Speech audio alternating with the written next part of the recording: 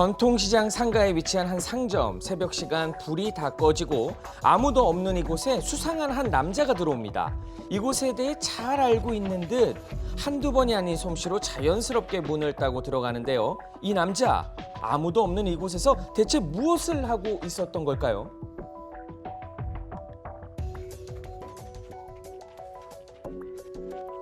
이윽고 상가 건물을 나오자마자 누군가에게 쫓기는 이 남자. 한밤중에 추격전이 벌어지는 건데요. 이 남자의 정체는 무엇일까? 당시의 이야기를 들어보기 위해서 현장에 있었던 경찰을 만나봤습니다. 도대체 무슨 일이 있었던 걸까요? 좀 물건이 없어진 듯한 그런 느낌을 받고 그래서 그 CCTV를 확인하게 된 겁니다. 총 침입한 것은 6번에 걸쳐서 한 겁니다. 그리고 주변에 있는 것은 약 한 17개소 털은 거 들어간 거고.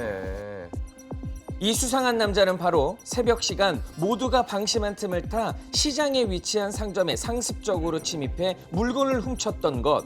상점에서 훔친 물건을 가득 들고 나온 이 남성은 본인이 다녀간 흔적을 남기지 않기 위해 다시 문단속을 하고 떠나기까지 했습니다.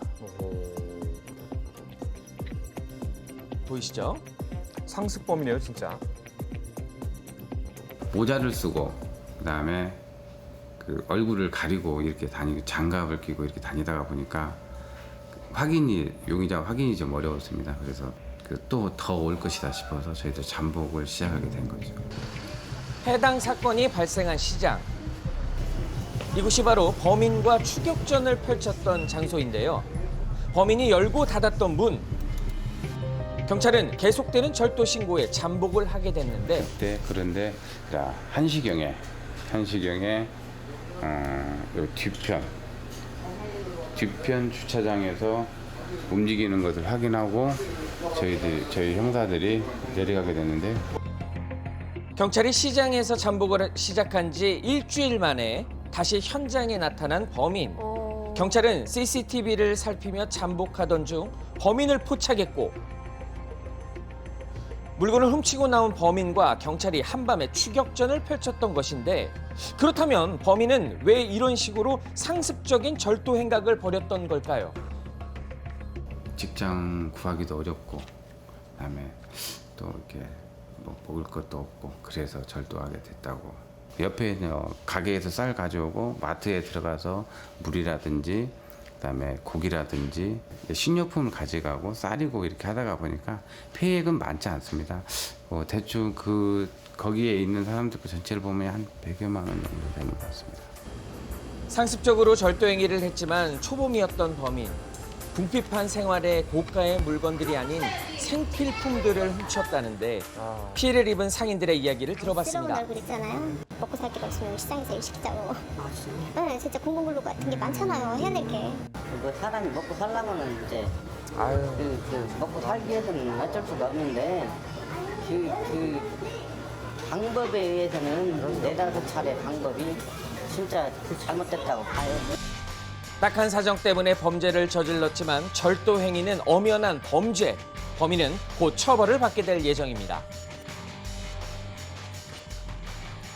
체포영장 발부해가지고 내일 중으로 구속영장 신청 예정입니다.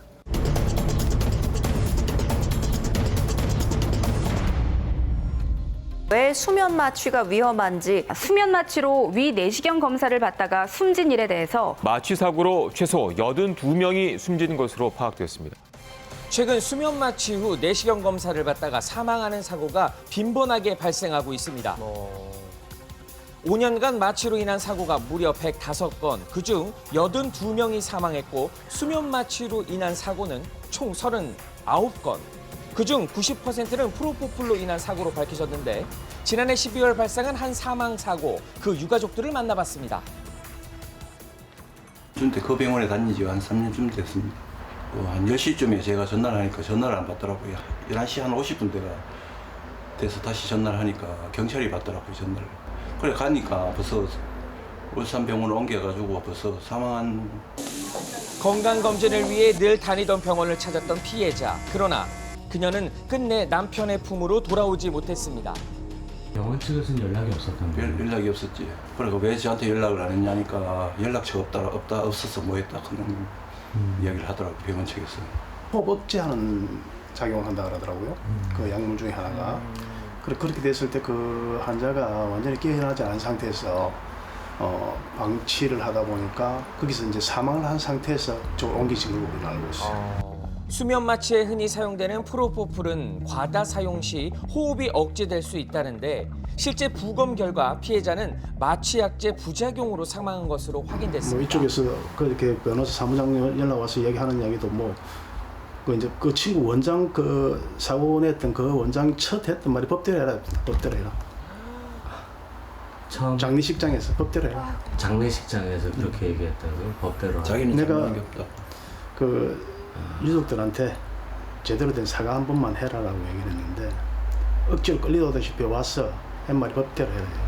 여기 있는 이 매제도 지금 4달 동안 무기력 상태입니다. 아무것도 못하고 그냥 있습니다. 오늘 지금 온다고 해서 집 청소를 해놓은 거지 엉망진창이에요. 저를 출근시켜주고 병원에 갔거든요. 가면서 왠지 오늘 무섭다 그러더라고요. 그래요? 예, 무섭다 그러길래. 제대로 된 사과조차 받지 못한 유가족. 병원 측은 정말 잘못이 없는 걸까? 확인을 위해 담당 경찰서를 회복실에서 찾았습니다. 그 병원 내 회복실에서 회복 도중에 45분간 방치되면서 이제 사망한 내시경 시술을 마치자마자 그 환자가 회복실로 갔고 한 2~30분 있다가 간호사가 한번 들어오긴 했어요. 그러니까 환자가 좀 더 자고 싶다라고 얘기를 했고요. 그 다음부터 45분 동안 그 환자는 혼자서 회복실에서 있었던 거죠. 환자한테 그 프로포폴의 부작용을 설명을 했다든지 아니 동의를 구했다든지 하는 절차가 없었습니다. 왜 의사의 진료 행위는 내시경 시술의 종료 시까지 아니고 그 병원에 있는 회복실에서 계속 회복 중이라고 한다면 그때까지 이제 의사의 그런 면밀한 관찰 의무를 소홀히 한 게 아닌가. 그래서 형사 입건을 하게 된 것이죠. 자세한 이야기를 들어보기 위해 사고가 발생한 병원을 찾았습니다. 사고 후에도 병원은 평상시처럼 정상 운영되고 있었고 당시 담당 의사 역시 진료를 하고 있었는데요. 지금 진료 중이라서 가실 수 없으시고요. 인터뷰할 내용 없으셔요? 네, 무슨 말씀이세요? 없으시면. 없으셔요? 인터뷰는 하실 말씀 없으세요? 끝내 취재를 거부한 병원 측. 유가족이 바라는 건 무엇일까? 사과를 제일 먼저 원하지. 내가 볼 때는 사과를 안 할 것 같아요, 그 친구. 지금까지 하는 걸로 봤을 때는 제대로 된 사과를 이제 뭐 억지 노름으로 할 수는 있겠지만 제대로 된 사과는 진정성 어디 있는 사과는 안 될 것 같아요. 빈번히 발생하고 있는 수면 마취제로 인한 사고. 다시는 이와 같은 사고가 반복되지 않기를 바랍니다.